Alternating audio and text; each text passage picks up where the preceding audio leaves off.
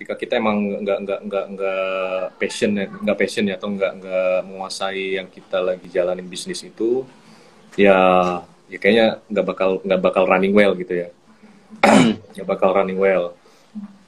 25 outlet tutup semua gitu Pak. Karena itu tadi semuanya saya yang kelola gitu.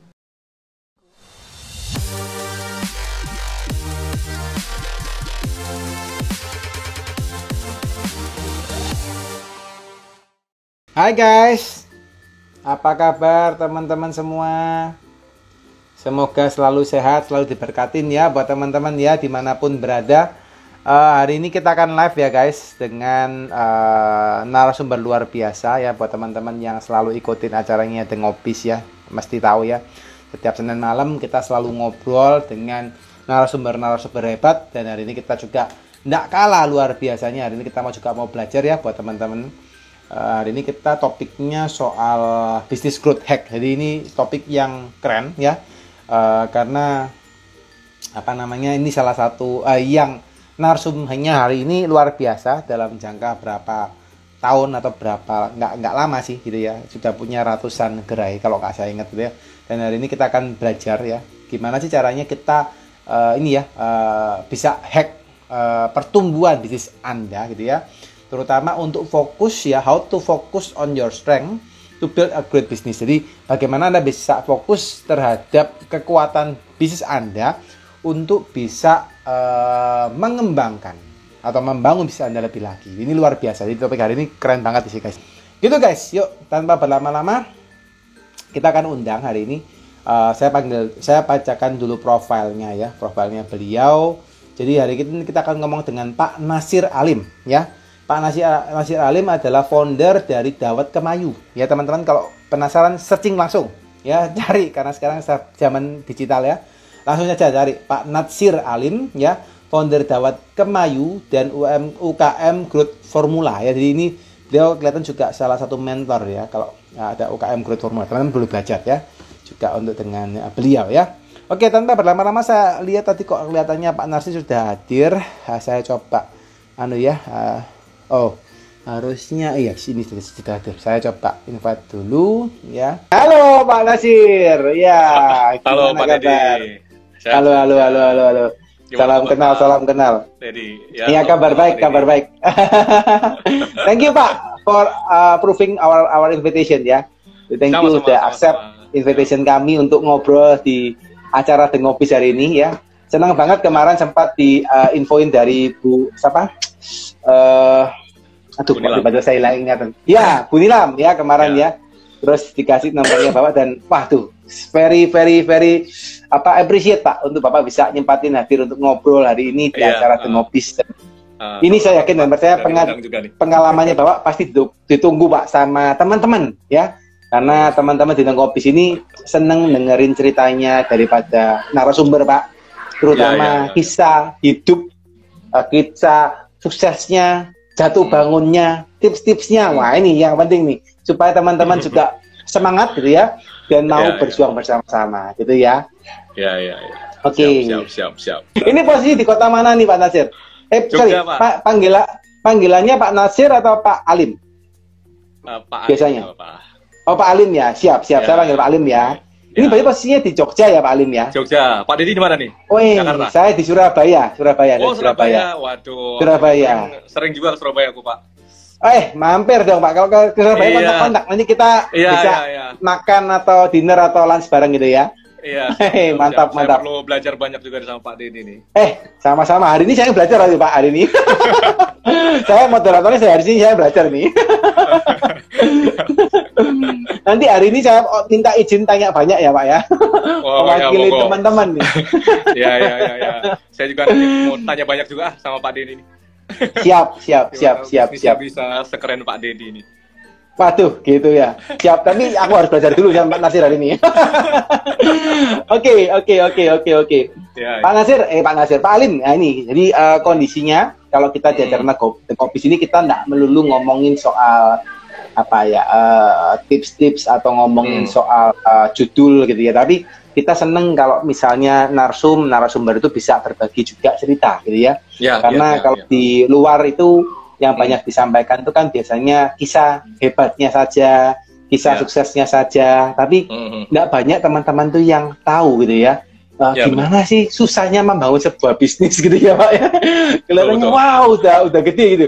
Tapi susahnya gimana? Nih mungkin yang pengen teman-teman dengar Pak, mungkin kisahnya Bapak dari awal mulai berbisnis gitu ya. Gimana sih ceritanya sampai bisa seperti sekarang gitu? Boleh ya Pak diceritakan Pak ya? Boleh. Siap. Monggo Pak, time is yours. Silakan Pak Alun. Oke, ya makasih Pak Dedi dan teman-teman dari The Consulting ya. Siap. Sama-sama Pak. Udah ngundang buat sharing-sharing nih. Oke, thank you teman-teman yang udah join. Jadi kalau cerita bisnis, saya mulai dari 2012. Dari 2012 itu saya buka rumah makan ya. Jadi dari dulu sampai sekarang saya kuliner Pak Dedi. Siap. 4 rumah makan namanya Ayam Legend ya, Ayam Legend. Cuma bertahan 6 bulan ya, sukses tutup lah ya. Sukses tutup. Habis itu di tahun 2014 saya launching brand namanya Ayam Geprek Abang Ireng, kalau ada yang pernah dengar ya. Ayam geprek Abang Ireng itu waktu itu lagi booming ya, lagi trendingnya ayam geprek lah. Kayaknya di Jogja ya, di Jogja trending banget ayam geprek. Terus kebetulan pas saya di Ayam Legend itu menu yang paling laris ayam geprek ya. Menu yang paling laris ayam geprek. Akhirnya di komunitas kuliner waktu itu saya join namanya Jogja Berdagang, dikasih insight sama beberapa teman di sana. Kalau bisnis coba fokus aja satu menu yang pengen ditonjolkan gitu, yang jadi winning produknya apa, itu yang kamu launching gitu. Kalau Ayam Legend orang nggak tahu ayam apa, kamu jualan ayam apa sih gitu. Kalau misalkan ayam bakar gitu ya, yang bebek selamat jelas ya dia jual bebek gitu kan. Kalau ayam bakar Mas Mono gitu ya, ikan bakar apa gitu, ramen apa gitu. Jadi spesifik di satu produk. Akhirnya waktu itu yang paling laku ayam geprek, ya saya launching lah itu ayam geprek kan. Yang saya branding sendiri, bener lepas dari Ayam Legend saya tutup, saya launching brand baru namanya Ayam Geprek Abang Ireng. Dan melejitnya itu ketika saya pindah ke Solo. Pas di Jogja, saya mikir waktu itu di Jogja persaingan Ayam Geprek udah Red Ocean ya, udah ini banget lah, udah banyak banget gitu kompetitornya. Akhirnya saya nanya teman saya yang kuliah di Solo, di sana kuliner gimana ya, bagus gak sih? Kalau aku buka Ayam Geprek bagus nggak gitu? Bagus Lim, di sini waktu itu ada delay trend ya, lah. Kalau kuliner itu kan biasanya Singapura masuk ke, misalnya dari luar Indonesia masuk ke Jakarta lalu Bandung gitu. Nah untuk Jawa Tengah, Jogja itu biasanya telat ya. Nah waktu itu ada delay trend. Nah ada pas geprek itu di Solo belum momennya geprek ya. Ada delay trend di Solo. Akhirnya di sini sebenarnya orangnya konsumtif. Cuman karena minim referensi kuliner, akhirnya ya udah di situ jajanannya gitu-gitu aja gitu. Cuma warmindo, penyetan gitu. Geprek ini kan termasuk menu fusion ya, menu yang baru ditemukan gitu ya. Belum banyak gitu. Akhirnya oke, kayaknya potensi nih, udah saya gas berangkat ke Solo, saya pindah ke sana, yang di Jogja saya tutup semua. Akhirnya buka di Solo dan ya alhamdulillah sukses gitu ya ketika buka. Karena emang lagi momentumnya, terus juga market lagi banyak yang suka menu ayam geprek dan banyak yang nyari juga. Akhirnya saya buka itu saya stok 200 porsi ya, itu jam 12 sudah habis gitu. Padahal nggak ada strategi apa ya, cuma masang spanduk doang gitu kan. Ya tapi karena kita ngikut trennya ya. Jam 12 habis, terus hari-hari berikutnya saya tambahin lagi stoknya. Singkat cerita, saya growth-nya di Solo Pak waktu itu. Growth untuk ayam gepreknya ya. Ayam geprek growth di Solo. Akhirnya karena performnya bagus, banyak orang yang tertarik untuk join kerjasama gitu ya. Join kerjasama, pengen franchise, pengen investasi segala macem gitu. Akhirnya sempat saya hold karena waktu itu saya pengen fokus dulu di satu outlet. Tapi karena biasalah, karena sering ikut workshop ya, seminar gitu, udah pengusaha modal nekat gas gitu. Akhirnya yaudah kita beraniin lah, oke, buka outlet, ada investasi gitu kan. Singkat cerita itu berkembang sampai 25 outlet ya di Ayam Geprek Abang Irengnya itu. Bertahan selama 5 tahun ya, jadi sampai tahun 2019. Hmm. sampai 2019.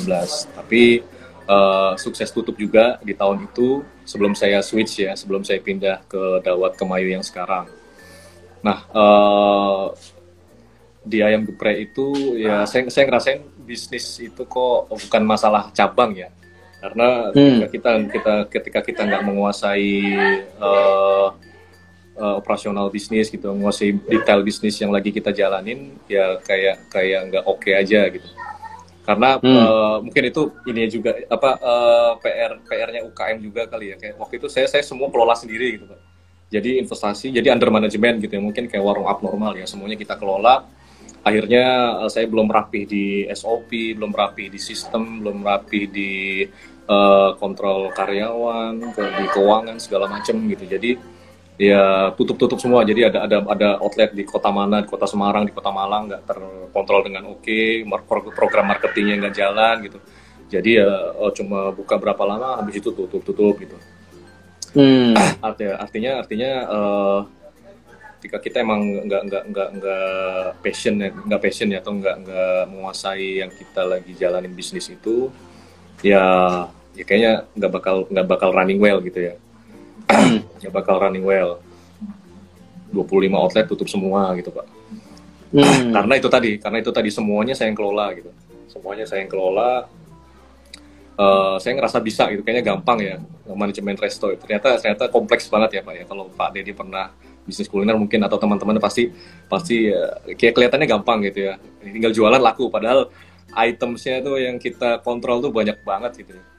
Dari mulai quality control, terus SDM-nya, terus belum program marketingnya, maintenance equipment dan lain-lain gitu kan. Nah, waktu itu saya emang nggak ada basic bisnis, jadi kayak udah modal nekat tanpa belajar dan nerima ya namanya masih muda ya, kayak kayaknya ada orang banyak banget mau invest, banyak banget mau franchise, kita gas aja. Kita nggak memperhatikan kapasitas gitu ya.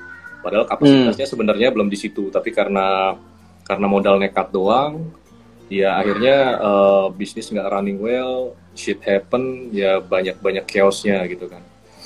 Nah, sehingga dari situ saya ngambil pelajaran untuk bisnis yang setelahnya. Saya juga sharing sama beberapa teman juga pelaku bisnis. Ternyata kalau misalkan bisnis ya, kalau kamu nggak menguasai banyak hal, kamu fokus aja di satu yang pengen kamu fokuskan gitu. Artinya di Dawat Kemayu ini saya franchise kita jualan license, tapi kita benar-benar fokusnya cuma di sistem franchise ya, supply chain sama marketing terpusat gitu. Kita bagi peran sama mitra yang menjalankan gitu kan. Jadi kita fokus cuma yang di kita emang passion di situ, emang kuat di situ, emang mau mendalami itu gitu. Nah, mungkin kebanyakan UKM susah growth karena semuanya mau dikerjain sendiri gitu, dari mulai produksi, dari mulai macam-macam lah ya, produksi, marketing, ngurusin SDM gitu. Kalau emang tim kita kuat, kapasitasnya kuat, ya mungkin bisa ini ya, bisa bagus jalannya. Tapi kalau kita ada lemah di satu bidang, ya itu kayaknya kita perlu kolaborasi gitu ya, atau dalam istilahnya di kuliner itu ada ya vendor, maklun gitu ya. Nah, waktu itu pas di Anjing semuanya saya kelola sendiri, dari dapur pusat, saya produksi tepungnya, saya produksi sambelnya, saya marinasi ayamnya gitu. Jadi banyak banget di kepala saya yang harus saya urusin kan. Belum saya ngurusin marketing gitu. Kalau sekarang di bisnis yang Dawat, ya saya lebih enjoy karena saya cuma fokus gimana ini sistem franchise bisa jalan, bisa oke, terus supply chain ke para mitra lancar, marketing dari pusat juga bisa tersupport untuk para mitra, itu fokusnya di situ. Jadi untuk yang lain kita berbagi peran dengan mitra. Kayak produksi Dawat pun saya nggak produksi, saya ada maklun kan. Dan someday lah kalau udah gede mungkin saya bisa produksi sendiri. Cuman untuk sekarang karena saya itu tadi saya kayak udah punya prinsip nggak bisa semuanya kita eksekusi sendiri. Kita harus untuk awal apa sih kita hebatnya di mana sih, kita tajamnya di mana, kita mau dikatakan expert di mana, kita fokus aja di situ. Gitu. Nah, waktu itu saya memutuskan untuk saya bakal fokusnya cuma di sistem franchise, kejualan ya, jualan license, jualan brand gitu ya, jualan gerobak lah istilahnya. Kita fokus di situ. Dan ya alhamdulillah sampai sekarang malah bisa lancar gitu. Dari 290 mitra ya 70% aktif lah ya. Ya sekitar 60 sampai 290 mitra ya, Pak ya. 290. Dan luar kayaknya biasa. ya kita itu tadi Pak, jadi kayak ya enjoy aja daripada yang bandingan dulu ya. Oke. Apa semua kita kelola dan memang kapasitas tim manajemen juga belum memadai gitu. Jadi itu saya dapat sharing dari mentor ya. Waktu itu saya dapat sharing dari Pak Budi Isman ya. Saya ikut workshop. Terus dari Pak siapa lagi, dari Pak Jaya Setia Budi dan lain-lain lah. Ikut workshop juga saya. Terus dari Mas Satya Inspira ya. Kalau tahu Inspira Pak Aksoro gitu ya, dikasih. Kau fokus aja di titik kamu, kayak kamu pengen dikenal sebagai apa sih gitu. Mas Alim pengen dikenal, Pak Alim pengen dikenal sebagai apa gitu. Oke, fokus aja kamu pertajam di situ, 10.000 jam terbang di situ gitu. Baca, nonton video, baca buku, ikut workshop tentang itu aja. Jadi kayak 3-5 tahun ke depan kamu dikenal sebagai orang yang expert di situ gitu. Jangan loncat-loncat, jangan tiba-tiba pindah mau jadi apa gitu. Dan dari dulu pun memang saya di kuliner ya Pak ya, di kuliner. Dan emang yang pengen saya fokuskan juga franchise, makanya saya bikin workshop namanya UKM Growth Formula gitu. Dan sekarang juga saya buka konsultan, buka jasa konsultan untuk yang pengen memfranchisekan bisnisnya. Jadi itu emang bidang yang pengen saya dalami gitu. Nah, untuk Dawet Kemayu sendiri, kita lahir di pandemi ya. Jadi pas pandemi kita launching into brand Dawet Kemayu. Ini Pak, makanya saya lihat mantap banget ini ya. Iya, pas pandemi 290 meter ini ya, keren. Pas pandemi kita launching juga. Pas kita launching di 20 titik di Jogja, itu pas langsung disuruh tutup sama Satpol PP karena pas PPKM ya. Yes. Gitu. Jadi emang wah challenge-nya di awal itu karena kita udah konsep nggak tahu juga bakal ada ya, kita nggak ada yang tahu Pak ya, ada pandemi segala macam. Konsep udah jadi, kita udah sempat test market, ikut beberapa bazar kuliner di Jogja gitu ya, di Jogja sama Solo, Semarang kita ikutin semua. Artinya saya sebelum launching Dawet ini saya perlu riset dulu ya, perlu tes pasar lah, tes produk segala macam. Market nerima nggak sih produk kita gitu. Nah, setiap saya ikut festival, pameran, bazar kuliner, ya alhamdulillah produk-produk kita lumayan laku gitu. Jadi sampai ada yang pengen nanya, ini gimana sih saya mau buka ini di Magelang bisa nggak? Saya mau buka ini di Bandung bisa nggak gitu. Jadi kayaknya udah ready untuk kita scale up gitu. 6 bulan saya buka dulu di Jogja, punya saya sendiri. Setelah 6 bulan baru saya iklankan franchise gitu. Dan waktu itu kenapa saya milihnya Dawet ya, kalau di Jawa Barat, di Jabodetabek cendol mungkin ya, cendol Dawet sama ya, cuman beda nama, beda penyebutan aja ya. Karena dari dulu cendol Dawet itu bukan minuman musiman ya, dari dulu sampai sekarang masih ada gitu ya kan. Beda sama mungkin ya sei sapi lah atau es kepal Milo gitu ya, trennya cepet naik, cepet turun juga gitu. Jadi saya kayak sekarang kalau mau bisnis mending produk atau menu yang dari dulu sampai sekarang masih ada dan bukan trending sesaat doang gitu Pak. Jadi saya memutuskan Dawet, dari dulu sampai sekarang orang masih minum Dawet nih, nggak ada tiba-tiba Dawet hilang gitu, ada orang nggak minum Dawet lagi walaupun memang nggak hype ya, cuman ini pasti kalau aku jualan minimal orang beli, orang udah tahu rasanya gitu, orang ya namanya minuman tradisional ya. Nah, waktu itu pas geprek juga saya berkaca juga kemarin evaluasi, ayam geprek itu saya cepat naik ya karena waktu itu emang hype banget ya Pak ya, trending di mana-mana, geprek, orang buka geprek di mana-mana gitu kan, orang jualan ayam geprek di mana-mana, ada menu ayam geprek, sampai KFC launching menu geprek, sampai McD launching menu geprek. Jadi naik itu cepat banget, tapi mungkin ya karena cuma trending sesaat, habis itu ya orang udah biasa gitu, jadi kayak jual biasa gitu. Ya mungkin sekarang masih bagus, cuman ya itu tadi kenapa saya memutuskan untuk jualan ke produk yang long term, yang umurnya panjang gitu ya, karena saya pengen minimal produk saya kalau launching itu pasti ada orang yang beli lah, pasti orang udah tahu rasanya kayak gini gitu. Gitu. Oke. Nice. Ya, itu keren sih Pak. Saya dengerin Pak Alim di masa pandemi bisa 290 otot bukan hal yang gampang gitu ya. Tapi ini saya pengen ngulik dulu nih Pak ya. Ini mohon maaf kalau bakal banyak tanya Pak karena kebiasaan tanya gitu ya. Tapi saya pengen ngulik dulu Pak ya, di mundur ya. Di Bapak cerita tadi kan ke Ayam Legend itu kan 6 bulan tutup ya, saya mungkin satu hal yang memang bapak lakukan karena baru gitu ya untuk mendalami bisnis kuliner. Tapi yang saya tertarik tanya Pak, untuk ayam geprek yang Abang Ireng tadi, ya kan cerita udah jalan 5 tahun.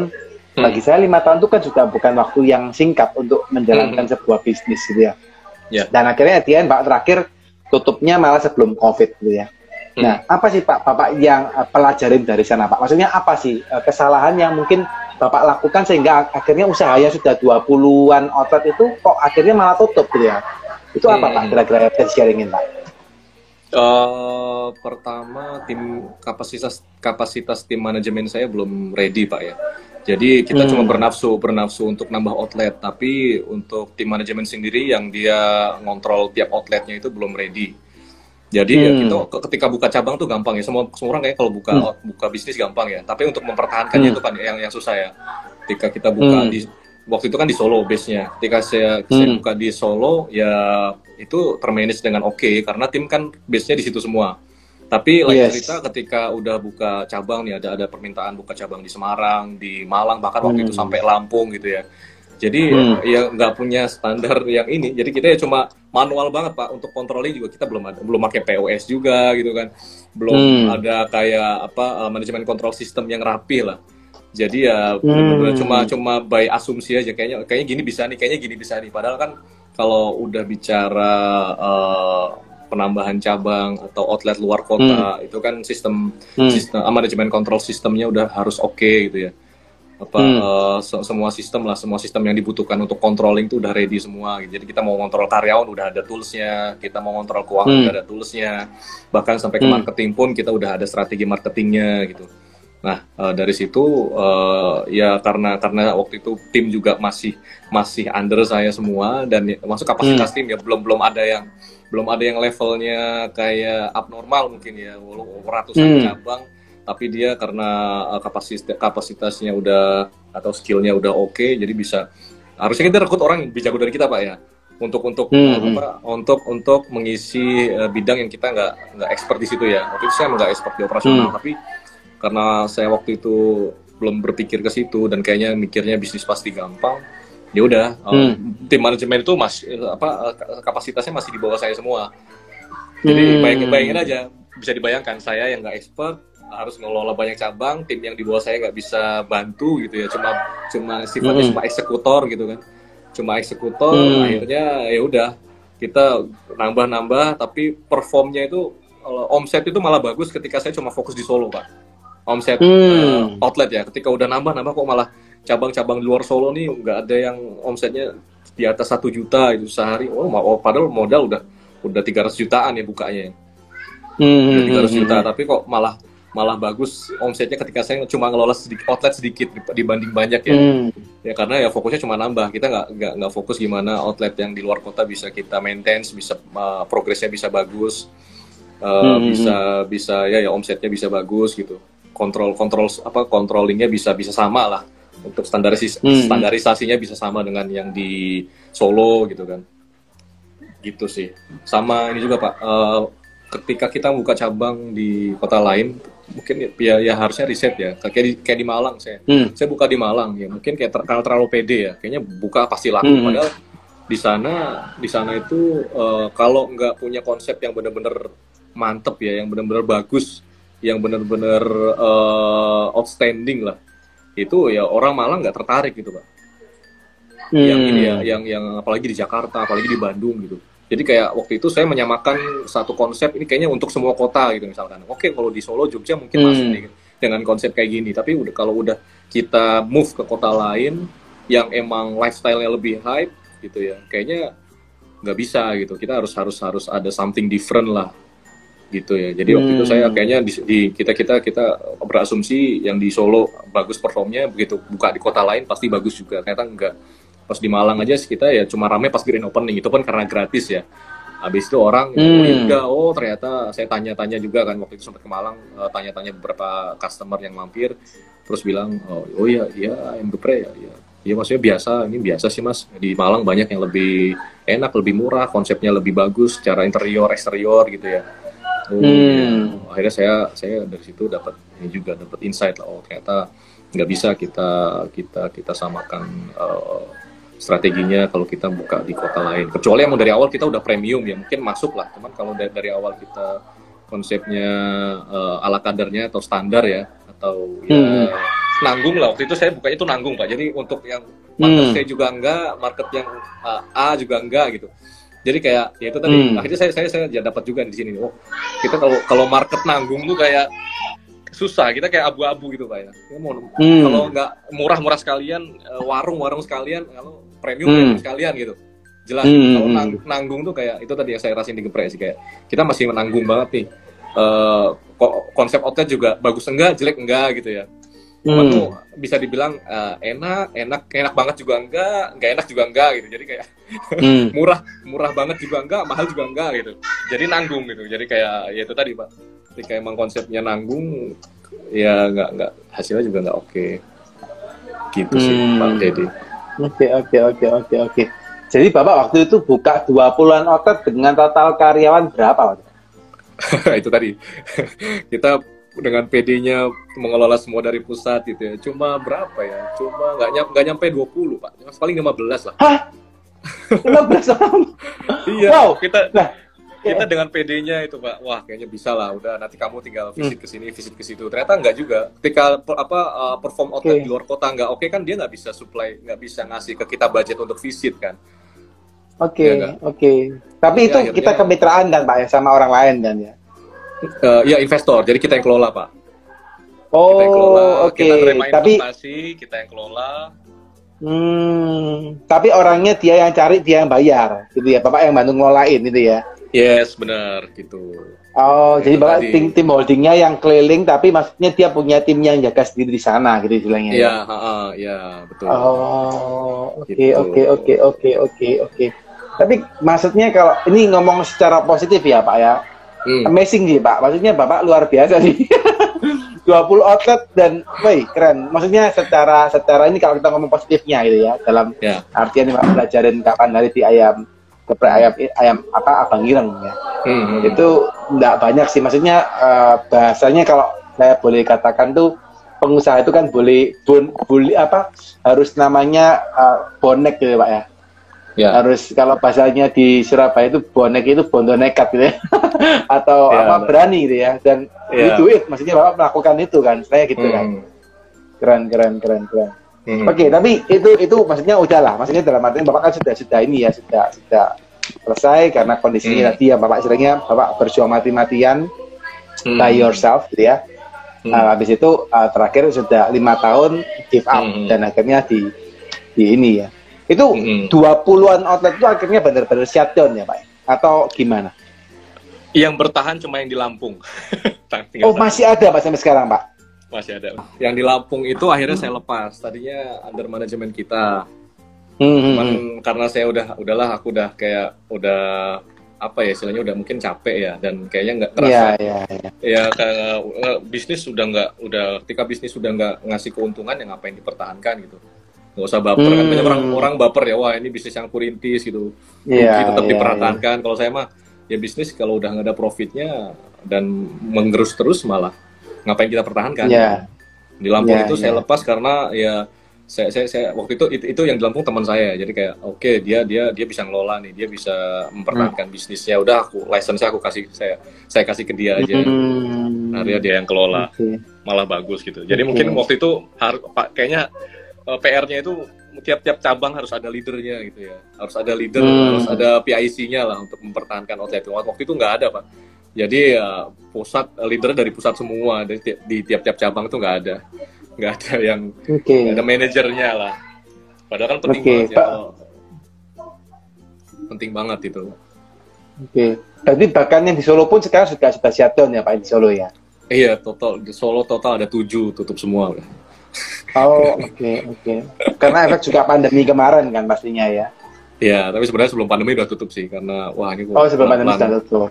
Pelan-pelan kok makin turun kita hajar strategi marketing apapun juga nggak ngaruh juga gitu. Oke.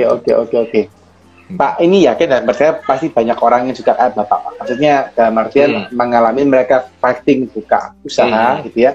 Karena mereka bisa sekarang mungkin yang lagi nonton ini, karena kan acara ini kita akan posting ya Pak di YouTube, di Spotify, TikTok. Gitu. Bahkan terakhir juga akan diposting juga di YouTube saya pribadi gitu ya.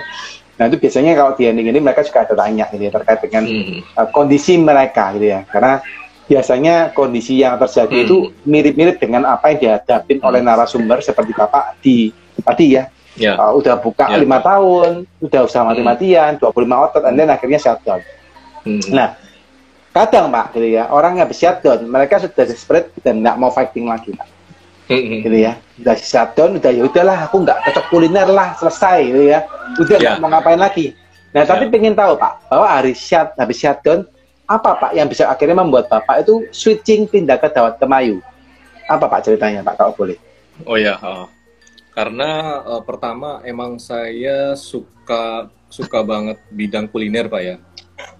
Jadi kenapa saya nggak pindah ke bisnis yang lain atau mungkin tiba-tiba bangkrut, saya tiba-tiba jadi PNS atau kerja gitu kan.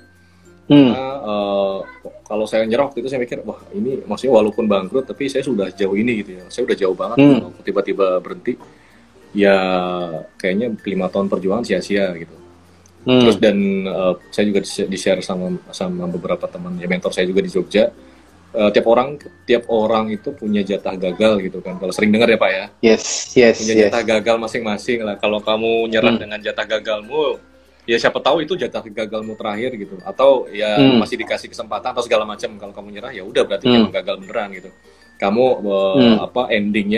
endingnya gagal gitu. Tapi kalau kamu percaya someday bakal habis jatah gagalmu dan kamu bakal nemuin bisnis yang emang bisa sustain, bisa artinya oke nih bisnis yang bisa aku jalanin, bisa aku andalkan untuk kehidupanku, untuk manfaat buat orang lain gitu kan. Ya itu sih waktu itu saya mikirnya, ya juga ya kalau aku nyerah, ya udah kayak aku nggak menghargai perjuangan selama 5 tahun gitu. Walaupun bangkrut ya udah bangkrut aja, ya, siapa tahu itu jatah gagalku kan. Akhirnya switch ke Dawet, dan salah satu motivasi saya juga begini Pak, jadi kayak orang itu bisa, kenapa aku enggak gitu kan. Saya waktu itu benchmarkingnya ke Free Milk ya. Nah, kalau tahu Free Milk ya minuman Thai tea gitulah, sama juga gerobakan, tapi kok dia cabangnya bisa sampai 300, 400 gitu kan. Terus ya saya, kalau dia bisa gitu, kenapa saya enggak gitu kan. Saya juga kuliner gitu. Tinggal belajar aja gimana sih dia ininya. Waktu itu saya pelajari juga gimana dia sistem kemitraannya, lalu dia ngejual franchise-nya gimana, terus supply chain-nya gimana, cara marketingnya gimana, model kontennya seperti apa, marketnya siapa gitu kan. Ya udah sekarang tinggal kita, soal ide itu banyak Pak ya. Ide itu bisa dari manapun gitu, nggak ada yang purely original tuh nggak ada, pasti udah remark lah, udah hasil dari adaptasi beberapa ide. Tinggal kita mau sering-sering cari referensi, benchmarking, dan coba kita buka versi kita. Ya itu sih kayaknya semua orang bisa ya, asal perbanyak referensi. Orang yang mandek dan nyerah itu kan karena dia mungkin dia nggak mau atau malas cari referensi gitu, dia malas untuk nyoba gitu kan, nggak berani untuk nyoba misalnya, atau ya banyak hal sih ya. Orang biasanya nyerah itu karena saya ketika mau, ya sering juga sih kayak capek banget ya, kayak udah rugi hampir miliaran ruginya gitu, terus ada menanggung masalah juga sama orang kan. Saya pasti juga ribut sama orang, sama mitra-mitra saya kan Pak ya, para investor gitu kayak waktu kayak, wah ini apa aku nggak hoki gitu ya, apa aku nggak passion di bisnis gitu kan. Cuman karena saya sering ketemu orang, ya mungkin tuh ya, itu aku share juga ke teman-teman. Ketika kita ketemu orang, dia pelaku usaha juga, kita networking, kita dapat insight dari dia, kita dapat ide dari dia, itu kayak semacam kayak ngecas gitu ya. Saya tuh tipe orang yang ketika saya dapat ide dari orang, saya malah semangat gitu. Oh iya ya. Jadi kayak down-nya tuh hilang gitu. Nah, yang bikin orang down biasanya karena dia diem sendiri gitu kan, diem di kamar, mikir overthinking, mikir macam-macam gitu. Tapi ketika kita ketemu orang, oh dia juga bisa gitu. Apalagi ketika dia cerita kegagalannya juga kan, wah ternyata banyak yang lebih parah dari saya gitu kan. Saya ketemu teman kemarin dari Surabaya, oh dia rugi sampai puluhan miliar gitu, ditipu orang, atau bisnisnya dibabat sama kompetitor segala macem. Saya cuma nggak nyampe 2M ya, rugi saya nggak nyampe 2M, tapi saya ngerasa udah paling apes lah, paling susah gitu. Ternyata banyak juga. Nah itu ketika kita sering networking, kita ketemu orang yang sefrekuensi sama kita, yang sama-sama bisnis juga, di situ kita bakal oh iya, ayo ya emang resiko bisnis gitu. Resiko bisnisnya cuma 2, kalau nggak sukses ya bangkrut gitu kan. Kalau bangkrut ya itu resiko, tinggal kita gimana up-nya lagi gitu kan. Kalau kita nggak siap bangkrut ya udah, sama aja kita kayak nggak siap untuk menghadapi resiko bisnis gitu.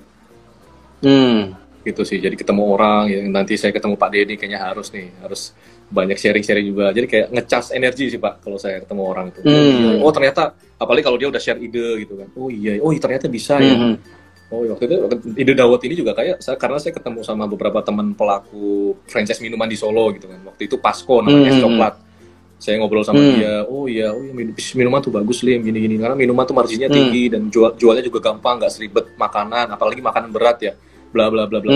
Saya dapat insight banyak, ngecas semangat saya lagi. Oke, saya dapat ide, saya bakal jalanin ini gitu. Ketemu sama orang baru lagi, oh iya, ternyata banyak banget ide bisnis ya. Kalau kita diem aja, kita cuma meratapi nasib, ya udah kayak ya yang dipikirin cuma problem aja ya, cuma masalah aja. Tapi ketika ketemu orang, pertama dapat insight, 2 dapat semangat juga, dapat relasi juga, dan ya itu tadi dapat ternyata yang susah bukan cuma kita, kok rata-rata pebisnis dia pasti ada masalah lah, pasti punya problem juga gitu, baik kecil maupun besar ya. Dan rata-rata yang saya temui masalahnya lebih besar dari saya gitu. Jadi kayak saya, ya udah kamu cuma kayak gini kok Lim, banyak di luar sana yang lebih parah, bahkan ada namanya, saya nggak bisa sebutin namanya ya, dari yang tadi teman saya di Surabaya, dia sampai mau bunuh diri itu Pak. Tiap hari udah rumahnya disita, istrinya minta cerai segala macam gitu, udah sampai seberat itu gitu. Kamu cuma gini doang, ya bukan cuma gini doang sih, cuma kayak ya belum seberat mereka. Ngapain kamu mikirin, udah gas terus, cari ide, eksekusi. Apa yang kira-kira bisa kamu jadiin bisnis lagi, bisa mengcover masalahmu yang dulu, kamu bisa tanggung jawab dengan investasimu yang lama gitu kan. Kamu bisa manfaat lagi untuk keluargamu gitu kan. Itu sih, tinggal kita mengalihkan fokus saja, mau fokus ke problem atau fokus ke solusi, atau fokus ke project, fokus ke apa yang kira-kira bisa memberdayakan. Itu sih Pak Deddy. Mantap Pak Alim. Ini buat teman-teman ya, jadi teman-teman nangkep nih poinnya ya. Seberat apa masalah Anda gitu ya, semua pengusaha pasti ngalamin hal yang sama, nggak terkecuali Pak Alim guys ya. Bayangin guys, kalian buka usaha 5 tahun, baby kalian udah dibangun sedemikian bagus, punya cabang banyak gitu ya, udah profit di awal, and then di akhir harus direlain. Itu nggak gampang gitu ya, maksudnya itu nggak gampang banget gitu ya, and then harus pindah lagi gitu ya ke usaha lain. Dan itu udah ninggalin beban ya, and then kalian harus aku mau fighting lagi, atau aku mau give up, aku menyerah. Ini kan bukan hal yang gampang ya. Tapi ketika kalian bisa lepas ya keraguan kalian dan jalan ya, ini mungkin jadi kayak Dawet Kemayu guys ya. 2019 tutup usaha, 2020 itu pandemi ya guys. Itu bukan hal yang simple ya. Anyway, saya juga kebetulan Pak Alim itu juga bisnis F&B gitu ya, tapi bukan franchise lah, kita kayak kemitraan aja gitu, dan bentuknya restoran, bukan yang franchise itu. Dan itu nggak gampang. Ini kemarin waktu pandemi, itu ajur-ajuran kita gitu ya. Tapi ini menarik Pak Alim. Pak Alim malah pandemi buka 200 outlet lebih gitu ya. Nah, boleh nggak Pak diceritain Pak, biar teman-teman juga punya inspirasi, gimana sih, apa strategi atau apa hal yang dilakukan Pak Alim gitu ya, dari bangkrut malah punya 200 outlet yang nggak sampai mungkin 2 tahun ya Pak ya, nggak sampai makanya. Nah itu gimana Pak, boleh nggak ceritain Pak? Monggo. Ya, jadi waktu itu ya ambil pelajaran dari yang ayam geprek ya, dari bisnis yang sangat kompleks. Akhirnya saya nyobain, ternyata bisnis kalau bisa dengan konsep yang simple, kenapa harus yang kompleks gitu kan. Akhirnya saya apa ya istilahnya, kita perkecil skala bisnisnya, sistemnya juga lebih simple gitu kan. Artinya bisnis ini bisa dijalankan sama siapapun gitu Pak. Ya kan. Nah waktu itu momennya pas pandemi ya, Pak Deddy mungkin tahu banyak orang yang di PHK ya Pak ya. Banyak orang yang diberhentikan, dicutikan, dirumahkan segala macam gitu. Nah mereka butuh nih mereka butuh apa, butuh kegiatan lah untuk income mereka kan, karena mereka ya nggak tahu digaji apa enggak nih sama perusahaan. Kalau perusahaan gede mungkin iya, cuma kalau kayak mereka masih kerja di startup atau kerja di perusahaan-perusahaan yang bukan perusahaan besar gitu kan, mungkin banyak juga yang nggak digaji kan ya. Akhirnya mereka punya tabungan, dan dari situ malah banyak permintaan franchise dari situ, Pak. Jadi itu banyak kayak pilot ya, pramugara, terus orang bank banyak, atau mungkin ada beberapa orang kerja di perusahaan swasta segala macam, banyak yang dirumahkan. Akhirnya ngeliat iklan kita, ya mereka tertarik. Oh ya nih, dengan kemitraan yang nggak terlalu mahal ya, waktu itu kemitraan saya cuma 7 juta, udah dapat gerobak, udah dapat peralatan segala macam, mereka udah bisa jualan gitu ya. Jadi kayak kita ngasih solusi ke mereka. Ini loh, daripada kamu nganggur ya nggak tahu digaji apa enggak, coba yuk kita jualan dawet bareng-bareng gitu. Gitu. Jadi naiknya pas di situ sih, banyak ya alhamdulillah jadi problem solvingnya orang-orang yang waktu itu dirumahkan, nggak punya pekerjaan segala macam. Dan yang saya ambil pelajaran dari Ayam Geprek juga, waktu itu saya nggak punya tim marketing yang solid, Pak ya. Jadi bisa dibilang semua itu saya eksekusi. Jadi saya punya ide apa segala macam, dan saya waktu itu juga nggak menguasai digital marketing.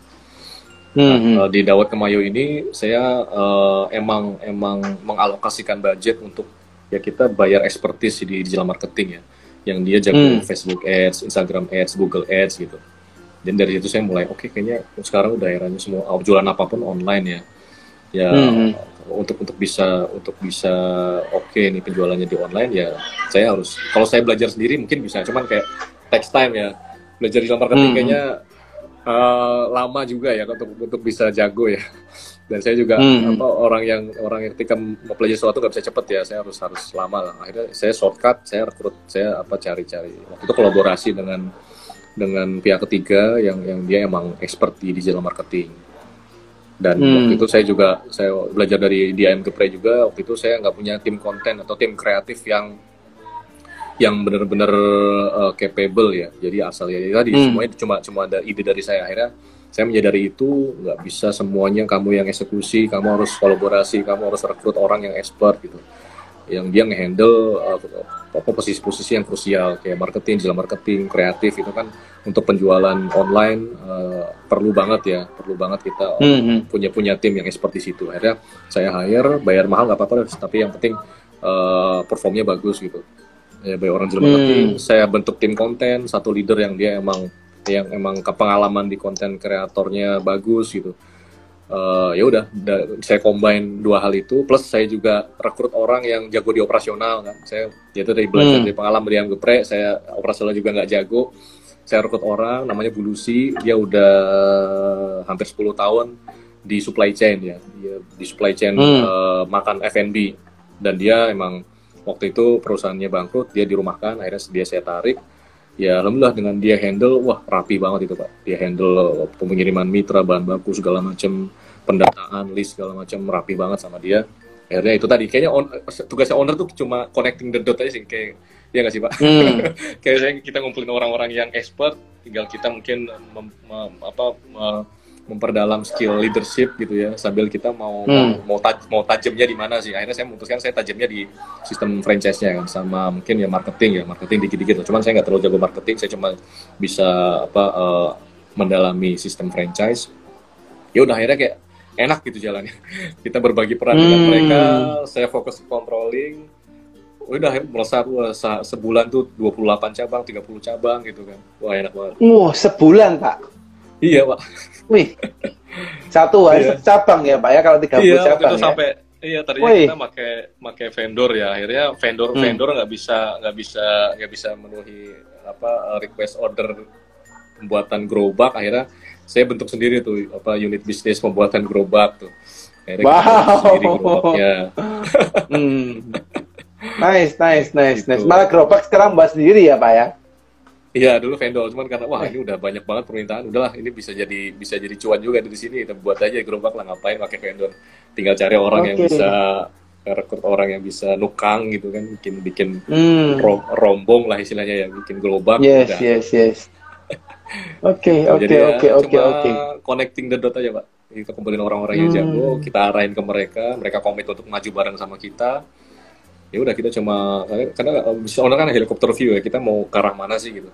hmm, Ya udah kita cuma arahin mereka, kamu sini, kamu sini. Oh, digital marketing targetmu sekian. Oke, konten coba kamu benchmark apa, cara referensi nih konten-konten franchise bagus kayak gini nih. hmm. Jadi enak. Kita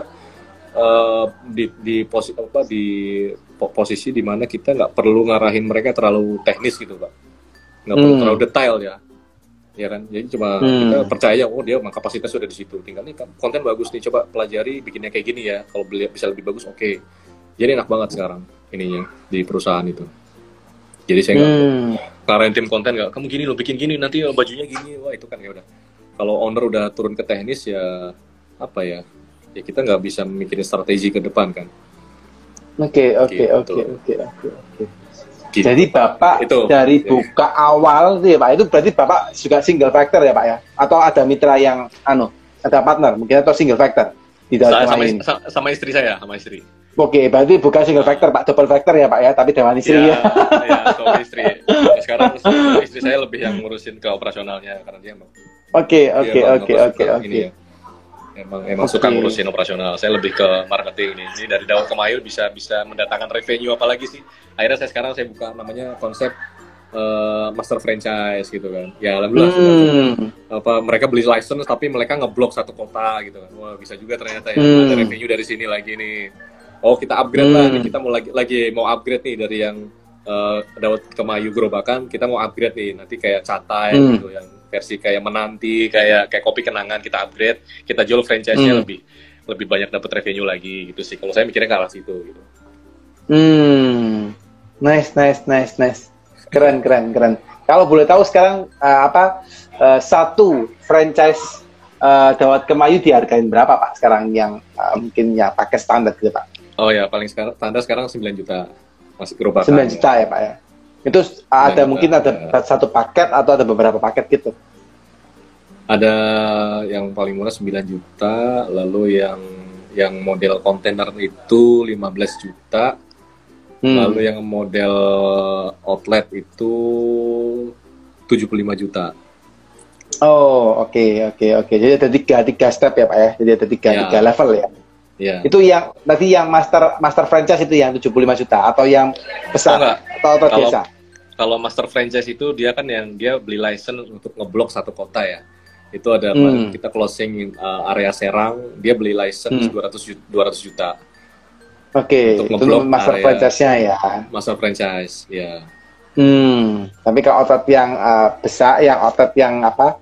Yang kayak di permanen gitu ya, tempat permanen atau ruko itu yang di 75 juta kios dia. 75 juta Kios ya. Cuma tempat dari oke. dia.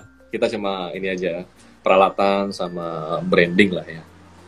Oke, oke, oke, oke, oke, oke, oke, nice. Nah, Pak, pengen tanya nih, Pak. Mungkin siapa tahu teman-teman juga ada yang tertarik gitu. Karena kan Mbak juga sempat sampaikan ya bahwa ini kan Mbak kasih peluang gitu ya kepada teman-teman yang kemarin kena mungkin dirumahkan gitu ya, atau mungkin pas kondisinya mereka nggak ada kerjaan, dan itu akhirnya menjadi salah satu pendorong untuk Dawat Kemayu ini viral gitu ya. Nah, mungkin siapa tahu Pak gitu ya, hari ini kan ini akan kita posting di mana di acara kami yang di media sosial kami, siapa tahu ada yang tertarik. Dan apa sih Pak mungkin yang membuat gitu ya, karena kan Bapak membuat 200 sekian outlet dalam tempo 2 tahun, menurut saya juga bukan hal yang gampang gitu ya. Nah, tapi kan pasti ada satu kayak unique selling atau kelebihan gitu ya yang Pak tawarkan kepada audiens atau kepada calon customer Bapak. Apa sih Pak yang mungkin membedakan Dawat Kemayu dengan franchise-franchise yang lain gitu? Ya. Ya kalau Dawat Kemayu itu kan kalau menu-menu es dawet atau es cendol kan biasanya kita temui di pinggir jalan gitu ya. Ya harganya juga murah gitu kan. Nah, kita USP-nya istilahnya dawet naik kelas gitu ya. Walaupun belum naik kelas juga sih karena masih gerobakan ya. Biasanya kita benar-benar nge-branding, ternyata jajanan tradisional juga bisa di-branding dengan serius gitu ya. Kita branding dengan bagus, dan salah satu USP kita juga, kita dawetnya itu nggak pakai santan, jadi makainya fiber. Jadi non kolesterol gitu ya. Jadi ya ya masuklah untuk market-market yang emang peduli kesehatan gitu ya. Jadi kita non santan dan ya biasalah apa variannya banyak, topping rasa-rasa untuk kita narik market milenial apa. Jadi ya kayak pengen ya kalau nggak kalian nggak cuma bisa minum boba atau kopi gitu. Dawet juga bisa, gitu. Dawet juga bisa kalian jadikan apa referensi untuk jajanan lah, untuk ngasih orang gitu kan. Dengan kita branding kan. Jadi orang mau bawain buat temennya, keluarganya kan. Ya dawet yang oke nih, packagingnya oke gitu, rasanya juga oke gitu kan. Gitu sih Pak. Oke.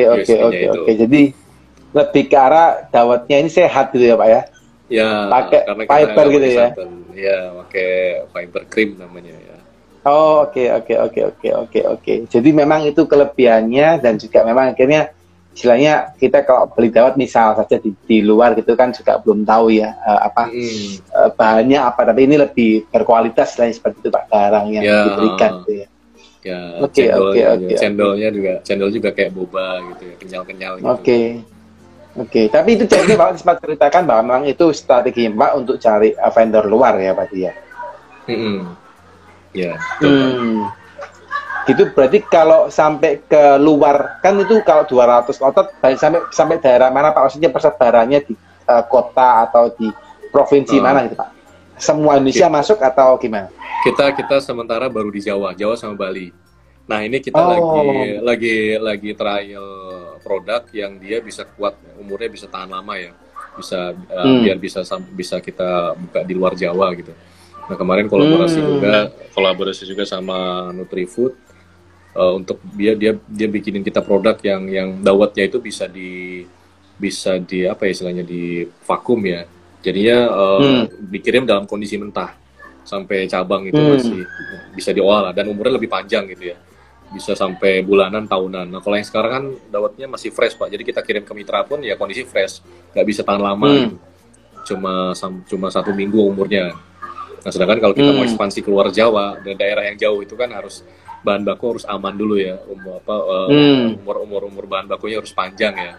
Jadi ya gitu, sebelum saya memutuskan untuk launch di luar Jawa, ya ini harus kita selesaikan dulu sih, masalah ini gitu, masalah untuk ketahanan bahan baku.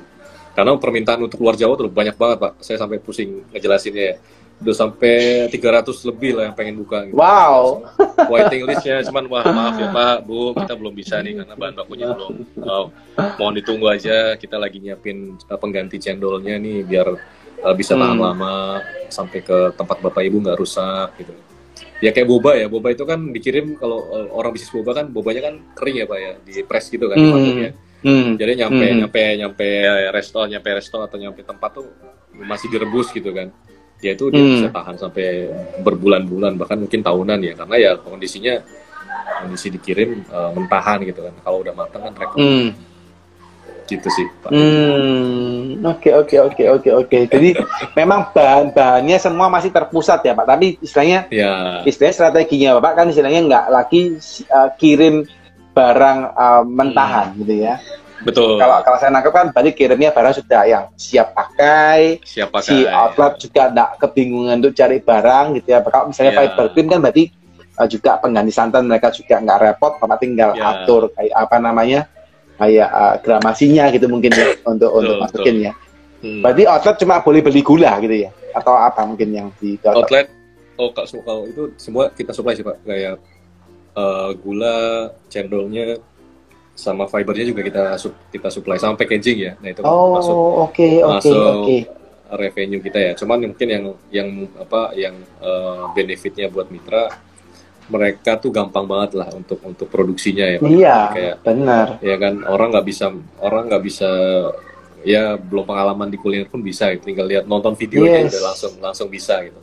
Nah itu mungkin salah satu yang bikin pertumbuhan kita juga lumayan cepat, karena ini gampang nih, siapa aja bisa gitu. Bahkan saya pun yang tadinya nggak bisa ngeracik minuman, tinggal nonton videonya aja langsung bisa gitu. Karena mudah gitu. Itu kayak masak Indomie ya Pak ya? Ya betul. Kayak masak Indomie. Tuang, bikin ke panci gitu ya?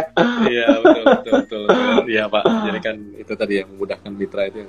Bahkan orang mitra kayak males ya kalau kalau produksinya udah ribet kan mereka males ya, aduh males nih gitu. Salah satu problem franchise kan itu ya, apalagi rata-rata nggak dikelola sendiri kan. Iya. Yang ngelola karyawannya gitu, kayak males trending segala macam. Nah kita siapa yang bisa, itu sih yang mungkin bikin. Oke, Pak, pertanyaan Pak. Ini biasanya kalau orang teman-teman nih yang mau franchise itu kan dia juga akan mempertanyakan, apalagi kalau dibuka. Kan ini sorry ngomong ya Pak ya, banyak orang itu kan mindsetnya itu menganggap aku malas beli franchise gitu ya, sebagian gitu Pak ya.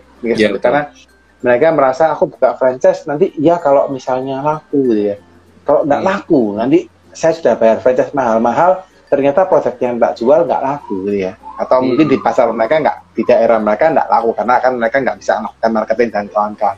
Apa Pak yang dilakukan sama dari Dawat Kemayu headquarter-nya Pak?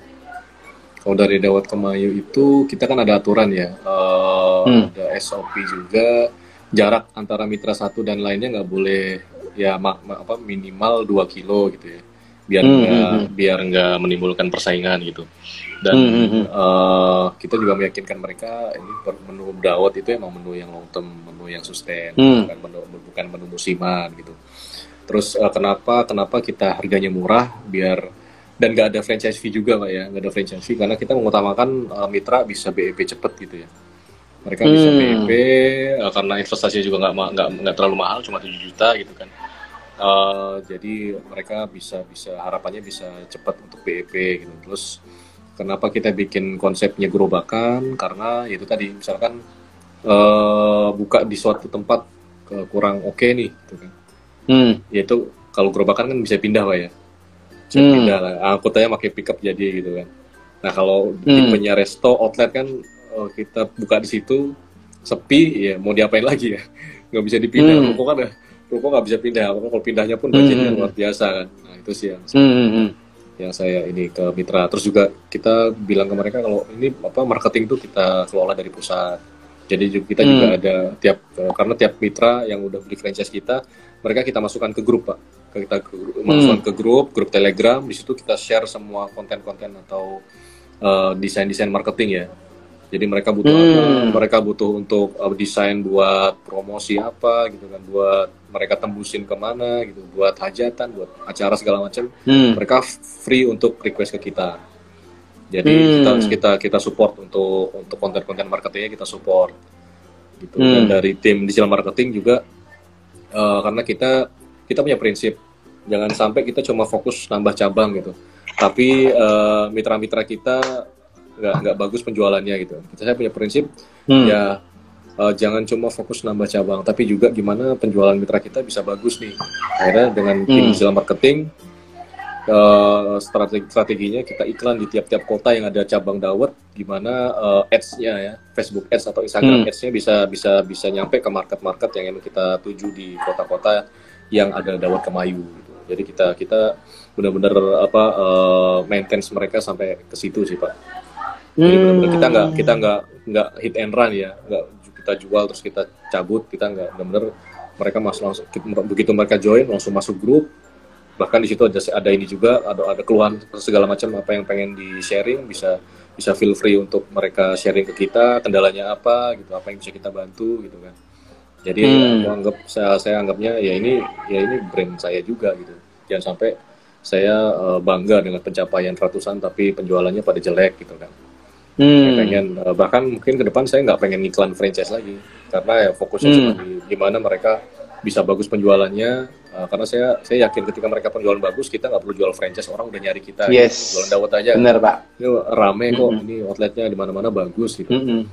Sampai kita dicari orang, jangan terlalu kita hard selling ya, nawarin gitu-gitu, padahal penjualannya oke gitu kan. Gitu sih Pak. Oke. Jadi Bapak dan tim sampai bantu nge-ads ya Pak ya? Iya. Sampai bantu nge-ads, dan itu istilahnya secara head office itu sudah budgetin untuk iklan di tempat-tempat yang mendekatin atau tidak area untuk si franchise. Misalnya dia misalnya kota ngomonglah di Tangerang gitu, atau di kota Depok gitu ya, atau buatin iklan di daerah sana gitu ya, untuk membantu franchise-nya bisa berkembang gitu ya. Betul, ya. Sebelumnya belum. sebelumnya itu baru cuma dari konten aja Pak ya. Pas awal-awal ya, Yes, yes, yes. pas Yes, awal-awal yes. saya cuma bantu mereka konten. Terus akhirnya Mm-mm. banyak beberapa mitra yang wah kurang oke nih penjualannya Mas, gini. Akhirnya saya sharing dengan tim digital marketing saya, oh, Mas kayak kita harus ngiklanin juga. Jadi ngiklaninnya bukan cuma pusat, bukan cuma headquarternya, tapi Hmm. juga kota-kota yang ada dawetnya gitu. Bahkan bulan ini saya juga ada program selain digital marketing ads, tapi juga kolaborasi dengan influencer ya, influencer atau KOL atau Oh. foodgrammer di Hmm. kota-kota yang ada cabang dawet gitu ya. Jadi nanti di Jakarta, di Tangerang kita ada alokasikan budget untuk eh, isi influencer ini bantu mempromosikan dawet Kemayu gitu di kota-kota itu. Hmm. Dan itu pun Bapak nggak charge si outlet ya? Atau ada charge itu ke outletnya? So far belum sih. Wah, banyak keren. banyak Keren. banyak juga yang bilang apa harusnya kayak gitu dicas karena kan ini ya Yes, program yes, yes, yes. marketing. Keren. Cuman Mm-mm. karena di awal agreement saya dengan mereka udah apa namanya nggak ada franchise fee, nggak ada cas macam-macam. Ya saya nggak enak aja kalau tiba-tiba ngerubah policy itu ya, ngerubah kebijakan itu kayak nggak enak. Yes. Kecuali nanti saya bikin brand Oke. baru gitu, mungkin saya bikin, nanti saya setting MOU-nya dari nol lagi nggak apa-apa. Cuman yang udah running, saya Yes, yes. nggak kayak wah kayak nanti kelihatan banget saya ini ya. Udahlah, mudah-mudahan kita Oke. bantu mereka penjualan bagus, akhirnya ke saya juga bagus nih. Kan artinya saya dapat revenue dari penjualan bahan baku segala macam kan, ketika mereka Hmm. bagus pasti feedbacknya juga ke pusat kan, Oke, oke, oke. Keren, keren, Pak. Keren, keren. gitu. Ini guys ya, jadi ini nggak ada muatan endorse ya. Anyway, nggak ada muatan endorse. Ini true story kita ngomong apa adanya. Tapi aku boleh ngomong guys. Ini jarang saya temuin kalau ketika saya interview ya, apa namanya, seorang pemilik franchise yang sampai bantuin iklan itu menurutku jarang gitu ya. Dan ini keren banget dengan harga franchise yang menurut saya cukup murah gitu ya. Menurut saya Ya, cukup achievable lah ya. Dan dari pusat pasti bantuin iklan itu keren sih, menurut keren banget sih, gitu. Oke, iya. oke, oke, oke, oke, Ya, oke, oke. karena apa ya Pak ya?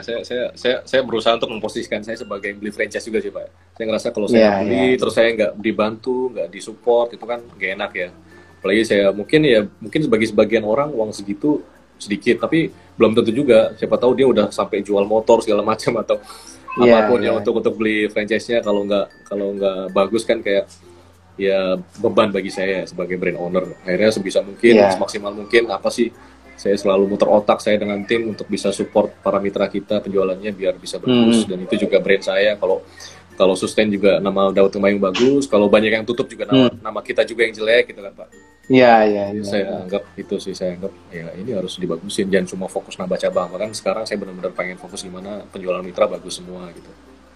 Oke, oke, oke, oke. Nice, nice, Pak. Keren, keren, keren, keren. Pak, dengan Ya. pencapaian 200-an outlet ini kan bukan hal yang gampang gitu ya, karena kan tuh juga kalau saya ngomong di momennya aja sudah nggak gampang gitu ya, juga sekarang ngomong jumlahnya juga bukan hal yang gampang gitu ya. Ya. And then apa nih Pak target ke depan gitu ya yang pengen dicapai oleh Dawet Kemayu mungkin 3 sampai 5 tahun ke depan Pak. Oke, target kita itu kita pengen bisa bersanding dengan brand-brand ya top of mind ya, kayak Chatime, kayak Menanti, kayak Kopi Kenangan gitu. Kita pengen ngangkat brand minuman tradisional juga bisa nih. Apple to Apple bukan fighting ya, iya collaborate dengan mereka gitu. Artinya kalau kita udah ada goal ke situ, ya secara bisnis, konsep bisnis, model bisnis, visual dan lain-lain ya harus proper juga gitu. Jadi saya lagi bikin blueprint gimana Dawet Kemayu kita launching yang versi premium ya 2.0 dan untuk bisa bersanding dengan mereka gitu. Ya udah naik level bukan gerobakan ya tapi juga outlet counter ya atau konsep-konsep yang oke lah, maksudnya ketika kita konsepnya bagus gitu ya secara tampilan booth menunya juga oke, itu kan orang lebih excited untuk nyobain lah, untuk mampir ya. Artinya wah bisa juga ya dapat dibikin bagus kayak gini ya, bagus kayak Chatime, menunya varian menunya juga banyak gitu. Menu tadi tradisional yang cuma bisa ditemui di pinggir jalan, akhirnya bisa jadi minuman atau kuliner kebanggaan Indonesia gitu sih. Target saya 3 sampai 5 tahun ke depan, bahkan mungkin bisa sampai apa bisa sampai diinjek oleh venture capital gitu, siapa tahu ya. Weh, mantap. Venture capital Bisa lah, atau Pak. ya, saya kayak ke Bob Turki ya udah IPO gitu kan. Iya, iya, iya. Bisa IPO jadi benar-benar bisnis yang ya saya nggak pengen apa bisnis ini selamanya punya saya gitu. Pasti ke depan Iya, ketika iya. emang ini performnya bagus, bisa bisa benefit untuk banyak orang, ya why not untuk kita lepas gitu kan, untuk kita lepas Jack Venture gitu, lebih lebih dibesarkan lagi, orang yang lebih expert dari saya bisa bisa bantu untuk ngegedein lagi gitu kan. Hmm, hmm, hmm. Keren, keren, keren, keren, keren. Nanti bakal dimasukin series A, series B dan kawan-kawan ya Pak ya. Habis itu lari ke IPO Ya nih kayak haus nih ya. Iya kayak haus ya. Haus tuh Keren, progresnya keren. luar biasa ya. Haus tuh Ya, cepat ya, banget ya. ya. Tapi Bapak juga enggak kalah luar biasa Pak. Ini keren juga sih. Mantap, mantap, mantap. Iya, iya, dengan segala Oke, keterbatasan Pak. siap, siap. Senang Pak dengerin ceritanya Bapak hari ini ya. Dan saya yakin dan percaya teman-teman ya. Pasti Iya, belajar banyak ya. sama-sama. Sama-sama Karena Pak teman-teman Deddy. saya yakin dan percaya pasti pasti dapat insight ya buat teman-teman ya dari apa yang disampaikan oleh Pak Alim ya. Satu hal yang memang perlu yang saya notice hari ini ya dari perjalanan hidup seorang Pak Alim adalah never give up gitu ya. Bahwa ketika beliau 5 tahun gitu ya bangkrut ya beliau bisa buktikan bahwa kegagalan itu bukan selamanya. Dan kita harus habiskan dari kegagalan Anda. Dan terbukti, beliau buka pandemi, sekarang sudah 200 outlet, guys. Dan itu bukan jumlah yang sedikit. Ya. Dan yakin dan percaya pasti akan growing. Ya, karena beliau punya Amin, hati amin. yang luar biasa. Ya. Bantuin mitranya nggak hanya jualan outlet, nggak hanya jualan franchise, tapi sampai bantuin ads-nya dan kawan-kawan.